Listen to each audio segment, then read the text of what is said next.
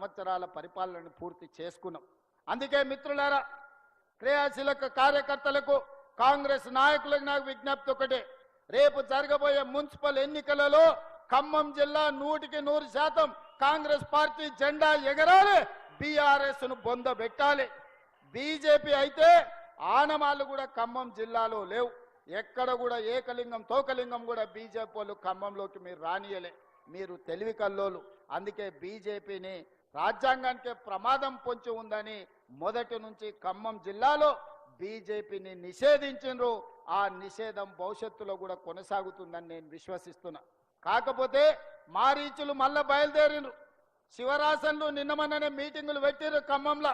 శివరాసన్ మాటలు నమ్మో, మారీచుడు మారువేషంలో వచ్చినోని నమ్మో, ఒకటో ఆరో అక్కడ ఇక్కడ తులసి వనంలో గంజాయి మొక్కల్లాగా ఎవరన్నా గెలిపిస్తారంటే గెలిచినోడు మళ్ళీ మీ కాళ్ళల్లో కట్టబెట్టి ఖమ్మంకు వచ్చే ప్రాజెక్టులను నిలిపివేసే ప్రమాదం ఉన్నది.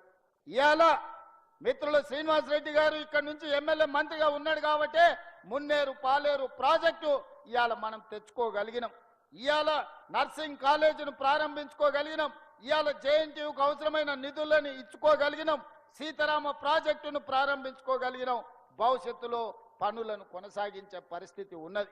ఇవాళ భద్రాచలం టెంపుల్ ఆయల్లో 100 కోట్లు ఇస్తా అని చెప్పి ఆటాన కూడా ఇవ్వకుండా, ఒక్క రూపాయి కూడా ఇవ్వకుండా రాముల వారిని కూడా ఆయన మోసం చేస్తే మనం భూసేకరణ కోసం నిధులు ఇచ్చినాం. భూమి సేకరణ జరిగిపోయింది. తొందరలోనే భద్రాచలం రాముల వారి మందిరాన్ని అయోధ్య రామ మందిరం తలపించే విధంగా ఈరోజు మనం నిర్మాణం చేసుకుంటాం. వాటికి అవసరమైన నిధులను మంజూరు చేసే బాధ్యత మా అందరి మీద ఉన్నది. మా కోరం కనకయ్య చెప్తున్నాడు, మున్నేరు వాగు నుంచి ఒక చిన్న లిఫ్ట్ పెడితే 3 మండలాలకు నీళ్లు వస్తాయి. మాది మొత్తం కరువులాగా ఉన్నది, మీరు ఆలోచన చెయ్యాలి, బట్టి గారు కరుణించాలి అని చెప్పిండు. తప్పకుండా ఉత్తమ్ కుమార్ రెడ్డి గారికి కోరం కనకయ్య తరఫున నేను విజ్ఞప్తి చేస్తున్నా, దాన్ని పరిశీలించి సాధ్యమైతే తక్షణమే దాన్ని మంజూరు చేసే బాధ్యత మనం తీసుకుందామని చెప్పి ఉత్తమ్ కుమార్ రెడ్డి గారికి నేను సూచన చేస్తున్నా. మిత్రులారా, ఇవాళ మున్సిపాలిటీలలో చాలా సమస్యలు ఉన్నాయి. కొత్తగూడెం మున్సిపల్ కార్పొరేషన్గా మార్చుకున్నాం. ఇవన్నీ అభివృద్ధి పనులు జరగాలి. పేదవాడికి రేషన్ కార్డు రావాలి. పేదవాడు సన్న బియ్యం తినాలి.